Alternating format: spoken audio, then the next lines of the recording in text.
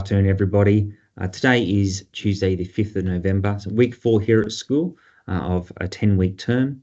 And a fairly exciting week here at school last week. The Spring Fair was a significant milestone for all of us. PNC really worked tirelessly to pull that together. And I noted in the newsletter they're looking at profits of in the region of $50,000. So that's incredible fundraising for our school, but also an incredible community event. So thank you for your support.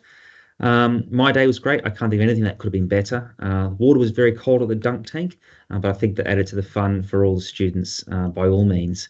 And what you would have noticed is we've started using some of those funds that the PNC have provided for line marking at schools. So down under the Hall Cola, we've already got a couple of games that have been printed on the ground, and we're just waiting for the weather to fine up in the next few days before the Cola and the concrete path behind the admin building heading towards the library have line marking added to them. One of those will include a school logo. A crest will be put on the ground in front of the flagpole. And we're really pleased that that will be done before Remembrance Day is the current plan.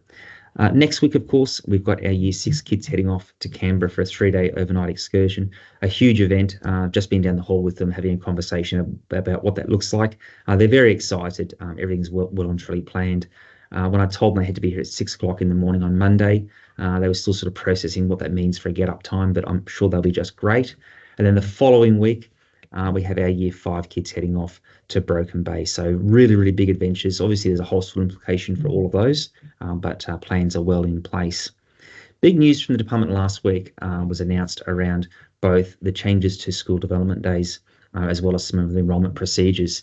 So if anyone's curious about where to go about finding the school calendars, you can look on our website. Is probably the easiest thing to do. And you can see up on the screen here, you just need to follow the path through homeschooling calendars. Of course, just typing in New South Wales Department of Education calendar will get you here very quickly.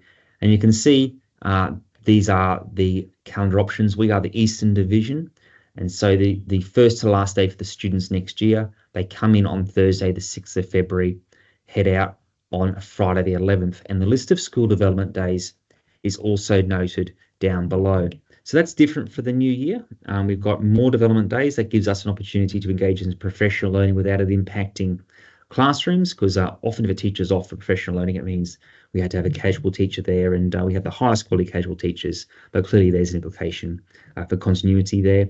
It allows us to get involved in some really significant planning so that when we get to that first day of school, we know what's happening for the whole term, and teachers aren't having to do quite as much during the vacation period.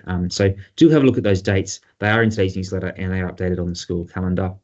And the other thing that was announced last week was changes to the enrolment policy. So traditionally, it's been a little difficult for us to take some non-local enrolments.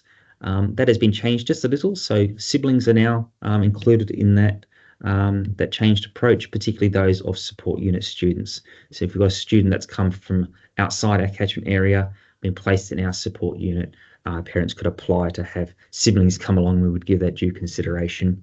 And similarly for staff children. So some of our staff drive for a long way.